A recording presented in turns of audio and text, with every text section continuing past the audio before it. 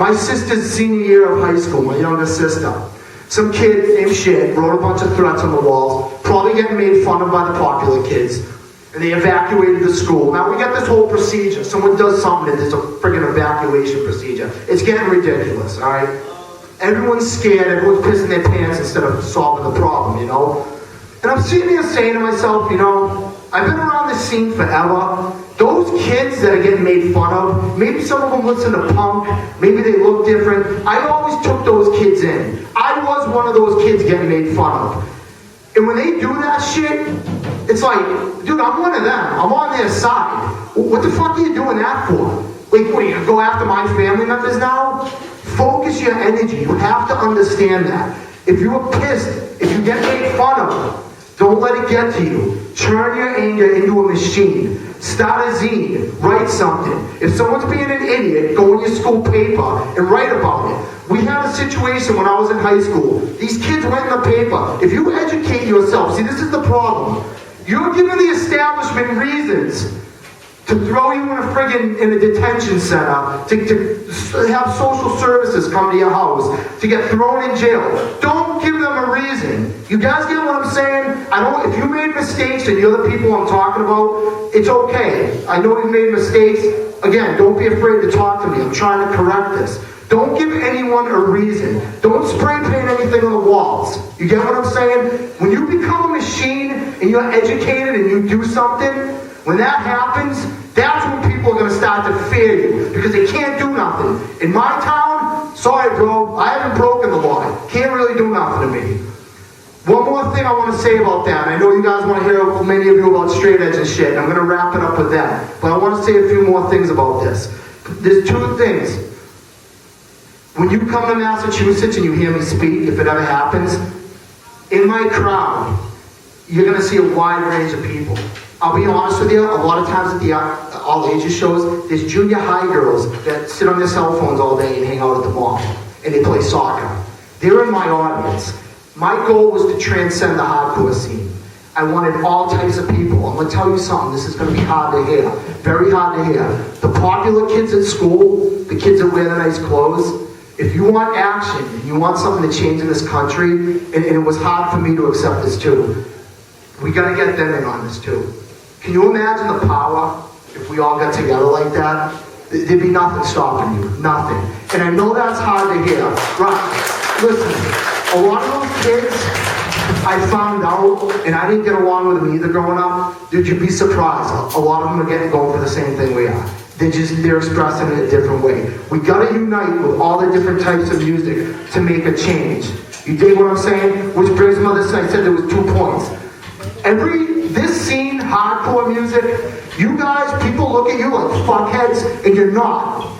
The easiest crowd I have is this crowd. You guys are open-minded, you guys got a lot of love, because a lot of you didn't fit in, and you've come from pain. If you're listening to this music, there's a reason. You've been through shit. I dig it. You get what I'm saying? You gotta take that. These little fucked up kids right now that don't understand love, that are coming from divorced families, you gotta look after those kids. You guys have to, in here. They're gonna listen to you. When these young little new kids are coming to the scene, you gotta look after them. You get what I'm saying? Now, thank you. Thank you so much for that.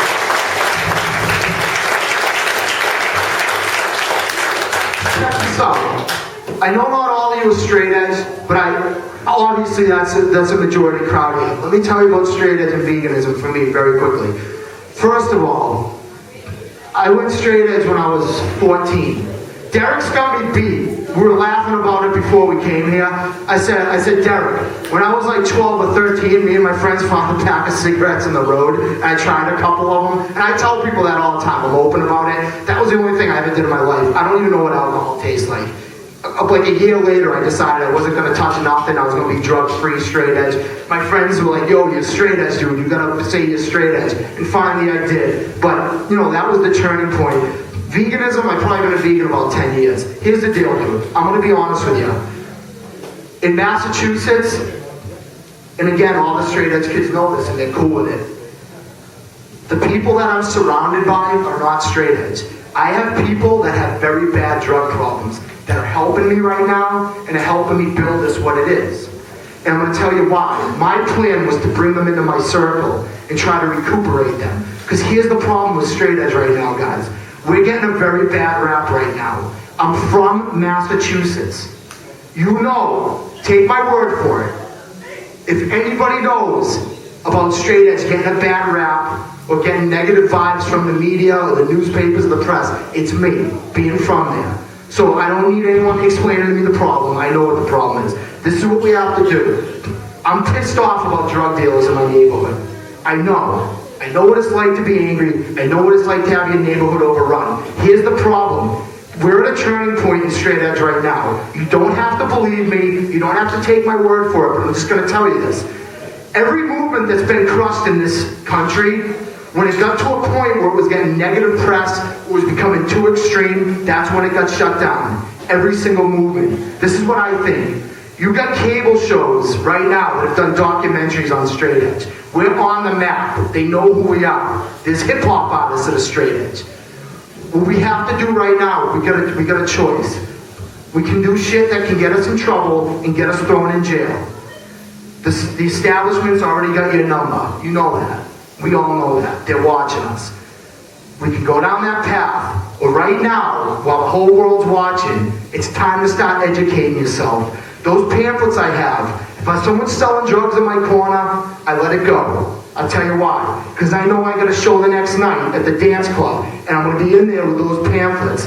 Those pamphlets are devastating. When you go up to a person and you tell them, listen, dude, when you buy drugs, even if it's marijuana, you know how you're sitting here crying going, oh, those poor kids in Haiti. You know a big reason why those kids have such a hard time in Haiti? Because American kids are buying drugs that are coming. A lot of Haiti is run by drug lords. When a little kid gets blasted off his bicycle by a gang member, that's because the middle class kids outside the city are buying those drugs. When you explain that to people, when you make them understand that, it makes a lot of people rethink their drug use. When you explain to them that the alcohol industry is an industry that wants money, all they need is money. They have a product to sell, and you are funding that. You go to work, you bust your balls, and then you give all your money to Budweiser? You're gonna be kidding me. When you explain that to people, and I've done that, those two girls, Chrissy and Megan, who helped me out, and they've been a huge help to me, they can back me up.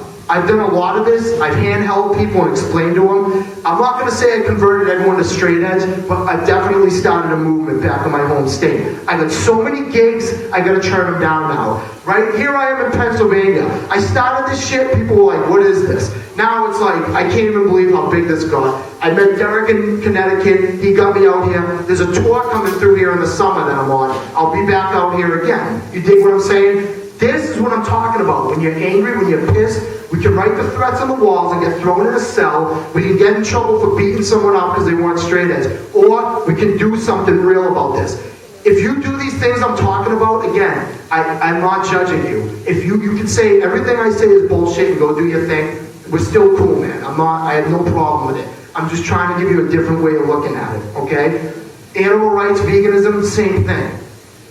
Show people the videos. Tell them what's up. When people see animals suffering, if somebody sees a little baby seal puppy getting its fucking head beat in, or a cow getting its throat slit hanging upside down, and they're still going to eat meat, then I can actually rest assured, like, you know what, they were showing it, they didn't care, whatever. What am I going to do? That's just kind of how my attitude is. I'm blessed with the audience I've had over the internet in other parts of the country, other parts of the world, so I can't really complain. It's been going very well. So listen to this. Derek, when we come out here, he's letting me, Chrissy, and Megan stay with him tonight. He showed us all around the city. We had a really good time today. I cannot say it enough for what this guy, our grateful I am, he brought us out here, how nice he's been to us. He's a good guy to have in your scene. Have a big hand for Derek here, please. There's a lot of cities that people look at and they kind of make fun of because maybe you're not one of the biggest cities or whatever. And what kids start doing is they go, my city's a dump, my city's fucked up, and they spray paint shit and they fucking have no pride. And that's the first, you gotta have pride where you're from. I don't care if Erie is not Pittsburgh or Philadelphia. You live here. This is where your little brothers and sisters go to school. This is where you go to school. This is where your families are from. You've got to look out for yourselves. Step number one, be grateful where you're from. We're not from Haiti. We can do something. Give yourselves a hand.